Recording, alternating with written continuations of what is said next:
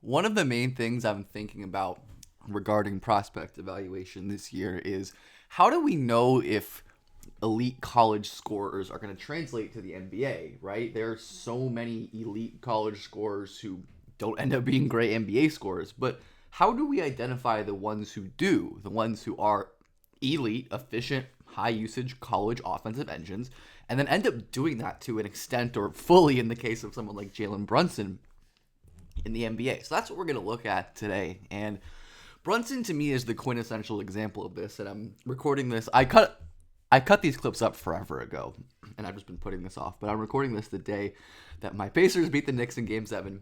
But Brunson was a real outlier in terms of his strength and physicality, but also his play style as this like post-centric smaller guard that really just absolutely cooks people. And it's not like the post-centrism was his only trait, right?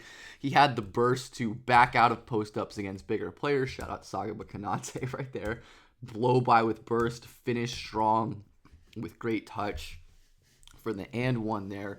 Brunson was just a very polished and unique scorer. And I think one of the things to note here is how easily he pressured the rim. And to me, that's the main takeaway here is that these guys, these like perimeter guys, and I'm mostly talking about perimeter players, some bigs, but like college bigs who dominated scorers is such like a different topic to me. But Brunson was so elite putting pressure on the rim, drawing fouls. Obviously, like we said, with the post-up game, but also with his outlier burst and strength. The strength was truly outlier, and that remained in the league. And he was a really good, and is a good vertical athlete too. Not like an explosive above the rim dunker, but look at Brunson hang in the air after jumping off of 1 foot, maintain his balance through contact, and finish tall for the and one. That is an extremely impressive play. And Brunson, of course, was requisitely good at shooting too, right? Most of these players are good shooters. In the case of smaller guards like Brunson, usually pull up on the ball shooters. And I think being adequate enough passing and feel wise is important too. Brunson wasn't an incredible passer as a prospect, and he's not an incredible passer in the league. He's good, he's solid, but he's not an elite initiator level passer. But Brunson flashed enough stuff in college. He's always like a ball dominant, hold the ball or dribble around until I find a crease type of player, but this was really awesome. Doing like a Nash baseline dribble, drawing two defenders, bouncing it around. That's an excellent read right there. He did enough of this in college, like I said, to definitely inspire confidence. But if there were any issues with his translation to me, it would have been, what if the bully ball game just doesn't translate, right? Like there are moments when this kind of brute forcing isn't always working against college defenders, and he would kind of put his head down and ignore potential options on the perimeter, even though the spacing on this particular play was pretty ass, and I guess there wasn't really anything great. But that was kind of my thought, or at least that may have my thought, was, is this bully ball style going to translate? And I think the thing is, if someone is elite at a skill, oftentimes that will translate. And especially when you have a coach and an organization who lets these guys rock and lets them use their unconventional skills. And this exact same shit has transpired in the league, where once again, now Brunson is having the best shooting season of his career. He is an elite pull-up threat from all over the floor. One of the most dominant shot-making seasons from a small guard we've seen in quite some time. And that ability to constantly get downhill and get to his spots, which has always been one of the keys, right? Brunson can get to whatever spot on the courts he wants to, whenever he wants. He has the handle, the footwork, the strength to carve out his path at will, get downhill, get to the mid-range, get to the baseline. Wherever he wants to shoot, he will shoot from. And Brunson has gotten so good at this like decel floater type shot, right? Where he'll win initially with burst, the same kind of stuff, right? Getting to the rim, but instead of trying to challenge a shot blocker, he's just going to slow up and easily bank in a little floater off of the glass. That's what Brunson does. That's what makes him special, right? The ability to get and hit shots in that 8 to 11 foot range especially is preternatural. It's absurd. He has the burst, like I said, to just win in a straight line too. Maybe not the quickest player in the entire league, but he's certainly up there, right? Brunson knows that he can get all the way to the rim, especially when he's fully healthy, right? That's the big difference for him and for the Knicks and for basically everyone. And of course, Brunson's still rocking out in the post. Like, post fadeaways, hooks, basically anything you could want, Brunson is doing and excelling. He's one of the best low post scoring guards of all time. I think it's pretty comfortable to say, especially among these like smaller actual guys. You know, Brunson might not even be 6 foot in shoes, and the ball handling is just so absurd. Deception here, right? It looks like he might slow play into a post up, but nope, hits him with a quick cross, slow down floater. There's the deceleration. Brunson's ability to not only accelerate, right, to change speeds, to start going fast, but then to immediately slow down and keep his body control, maintain his balance. Really impressive traits that not a lot of players are able to do in the way that Jalen Brunson does. And I think he deserves a lot of credit, but I think that was always on the tape, right? This is what he did in college. These were the elite traits that Brunson has always showcased. And like I said, the passing is nothing crazy, but there definitely are moments in the league where you can run a spread, pick and roll. And mostly when he's like driving to the basket, he's a great passer because then he can draw help and then just hit these crazy fadeaways like Jalen Brunson does. And I think statistically, there was a lot to notice as well. And the main things to me, like, right, we're talking about these elite usage, right? High 26 usage, 63.5 true shooting. What are the indicators that really stand out as these guys translate? And I think getting to the rim is a big one, right? Getting to the rim a lot, finishing there really well. Brunson got to the rim a ton. He self-created a bunch of shots. Like, look at what absurdly low percentage of his twos were assisted. That's insane. He got to the free throw line a lot. 30 free throw rate, 40, 38 the past years is crazy for a small guard. And then the solid passing numbers, decent assist rates, positive assist to turnover numbers as well. And I think some other interesting players have, come out of this quote unquote query. So putting some of these stats together and looking at what the computer spits out, it's really interesting how many good players have fit these, qualities. Obviously not everyone. There's some busts here, but John Morant, Dame, obviously the top. Pajemski is going to be a steal. And a lot of these lower level guys who ended up being contributors. Josh Hart, his teammate on this team. Derrick White, Peyton Pritchard, Reggie Jackson, obviously. Sam Merrill ended up hitting in a big way. There's Jeremy Lin who hit in a big way. So I think this idea that the high usage scorers that translate do it because of their rim getting ability, basic passing, is definitely, there's some validity to it. I think Derrick White is one of the more interesting examples as well, where White was also like a mega high usage initiator in college who got to the rim all the time with his burst and with his explosion. He was a walking paint touch, really. White was not the most advanced or creative handler, but he just go in a straight line, use his big frame, his quick first step, his ability to leap and finish through contact to get to the bucket, finish strong, and like I said, just generate a ton of paint pressure, force the defense to rotate. And he was a solid passer as well. Could really hold his handle versus pressure here, getting downhill, simple bounce pass low against the help. And White was a really solid shooter as well. Showcase solid shooting versatility, really prolific, pretty high volume pull-up shooter at this stage of his career, and was really comfortable making some high-level reads. I love this skip pass to the opposite corner. Derrick was really good at reading out these full floor pick and roll reads, which is not an easy thing to do. And I think his height as well, Derrick being 6'4", 6'5", lets him pass over the top of a defense. Just cracks that defense open with the skip pass and gets it through. And excuse this grainy footage, but I think it's worth it. George Hill is one of my favorite examples of this too, of IUPUI. He was a late first round pick, and that honestly seems insane to me based on the tape. I guess he was smaller school, but Hill was a monster pull-up off dribble shooter, which is something that most of these guys have in common, right? That easy getting their shot off, transitioning from shot to dribble, all of that good stuff. And Hill was a crazy smooth pull-up off dribble shot maker, not only from three, also prolific stopping, using his handle. He's probably the best dribbler out of this bunch. Hill, so comfortable shaking and baking and using his handle to create space, right? We see him not only back out and escape pressure, but quick crossover, and the first step is obviously crazy, man. Seeing George Hill like this is so much fun. And this footage is atrocious, but George Hill splitting the pick and roll and hitting a pass low.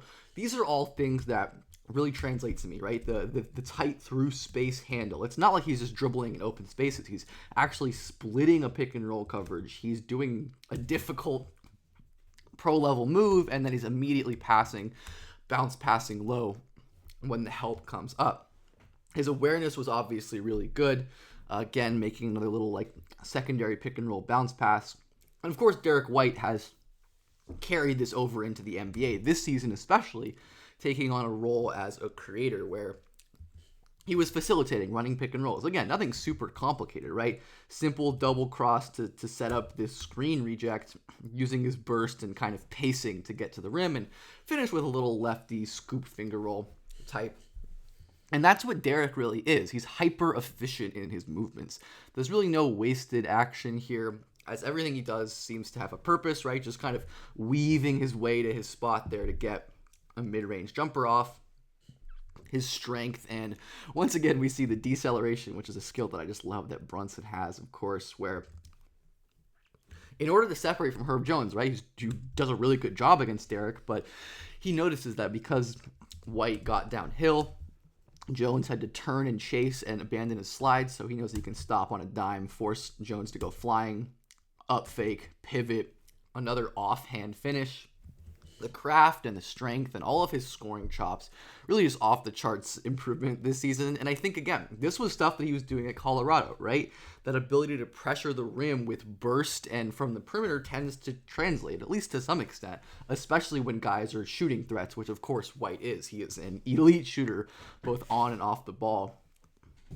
He has been lights out for the Celtics. So who really is going to fit in this mold in this draft? Or who do I think are the best or most likely guys to end up being either productive rotation guards like Red Jackson or Pritchard or Merrill or something, or like legit plus starter star types? And I think when we look at we spit that same query into the computer, we get the main ones that stand out to me are Simpson, AJ Mitchell, and Mark Sears in terms of guys in this draft. Shout out to Sean East as well, who I have told him this story before, is by far the best basketball player I've ever played on the same floor as in real life. Just absurd how good D1 basketball players are. But Simpson especially is only a 6 foot basically, but he is a monster and fits all of these kind of heuristic categories where he's efficient with his movement. He gets downhill with burst and his handle, using quick changes of directions to win with his speed. He is an incredibly good rim pressure guy. Quick setup with this reject into the paint against the spaced floor, finish over a rotation. This is what Simpson did to defenses all season.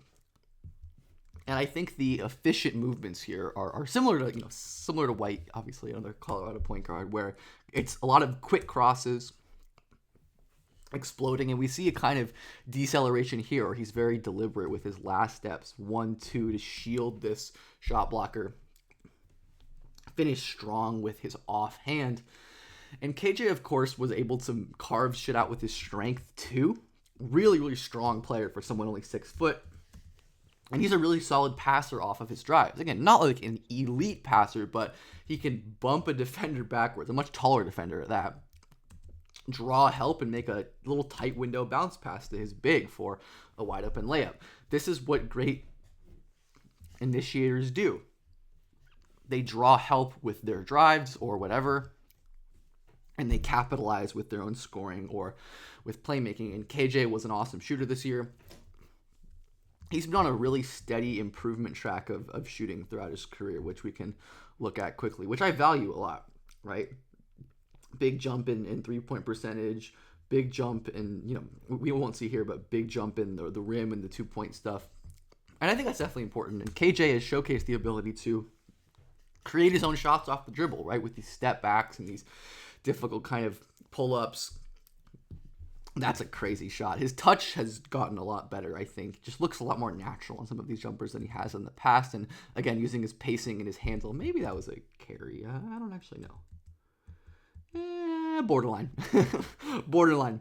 But Simpson, I think, is a great example of this and does so many things well. as a slasher. Again, we see the slowdown at the end of this drive. Simpson getting downhill with his burst, slowing down before this defender, basically coming to a full stop, slamming on the brakes here, and then again finds this immediate laydown. He's really good at just dropping the ball off to his teammates after he drives and after he draws help. That's one of his best skills. I think A.J. Mitchell might be the best at pressuring the rim in this whole draft, where Mitchell, playing in like a weird conference, literally gets to the rim whenever the hell he wants. Like his burst and quickness and length and handle and strength are all so overwhelming at this level, where once he gets going, nobody can really stop him from getting downhill, as he's basically beating this defender in a full sprint to the rim. His touch is also one of the best in this entire class. Mitchell throwing this off the glass with his he's a lefty, just throwing this off the glass, full speed, falling down onto the baseline, and is still able to get that ball in. AJ can really hang in midair as well. We see the finishing tools that all of these kind of players have shared, and I think the strength and balance through contact in midair is one of these important ones, where Mitchell is leaping off of two, holding himself straight against a big contest, and he finishes again with that incredible touch off the glass. The touch really is stellar, and AJ will try some absolutely ridiculous stuff trying to get these touch shots, and he's not an incredible passer. I think the decision making isn't always perfect, and sometimes I wonder if he's too active, just barreling downhill instead of slowing down, backing out, trying to make reads that are more contested. But just in terms of pure rim pressure guys, I think Mitchell is one of, if not the best in this whole class in terms of these high usage college initiators, and he's also a pretty solid defender too. Mark Sears is another one of my favorite players in this draft, and he has gotten a lot of Brunson comparisons, which I don't necessarily think are accurate. He just looks a lot like Brunson and wears number 1, except he's never allowed to shoot mid-ranges because he plays for Alabama, but here he's looking like baby Brunson, posting up. He is so strong for like 5'10", short but stocky, and really kind of like bullyish in his midsection, can move taller and stronger and bigger players backwards pretty easily. And Sears has some of the best burst and functional strength combinations in this entire class. Sears is so quick getting downhill. Again, we see a little like change of speed, change of direction, bounce with his handle, and he's able to easily muscle his way through this defender but maintain his speed. That's what's most impressive to me about this play. Sears barreling downhill, kind of trucking this guy, but not slowing down or losing his path. And I think Sears might be the most impressive shot maker of all of these players, where Sears obviously played in that vaunted high three-pointer Alabama offense, 43% from three, 9.5 threes a game, 86% from the line. I mean, KJ Simpson was pretty good too this year. But I think the main way, like I said, that these guys fail is without the rim protection and the low free throw rates. And I think Denzel Valentine is my favorite example of this, who was a very efficient, high usage, high volume scorer in college, but one of his main issues was the rim pressure. Valentine was just really slow and struggled to generate space as a driver. It was mostly like, shooting over people and footwork and size and stuff like that. But he wasn't a great athlete really. And you could just see these kind of plays where he just does not look like he has NBA speed and wasn't putting NBA level stress on the basket, which all of these elite initiators are doing, right? Valentine really wasn't that great of a finisher either. His footwork was pretty wonky, especially for an older player at times. He wasn't a good leaper. He was never very vertically explosive, right? So he couldn't take contact and finish at the rim, as we can kind of see. Super below the rim, even like in a play like this where he should be totally free, he ends up losing his balance and scooping in. And those athletic traits that we've seen, right? That balance, that body control, the strength and explosion are all so important. And I think this is kind of a convoluted way to end this, but there are so many traits that make elite initiators. But I think identifying these high-end special traits and the combinations of them, right, especially for these small guards, players who can pressure the rim, who can draw fouls, who can pass, who can shoot at a reasonable enough level. If an elite rim pressuring scoring guard is passing these heuristics, I think there's a good chance their scoring can translate at least at some level to the league. And I'm hoping that it can happen for a guy like Simpson or Sears or AJ Mitchell or someone this year.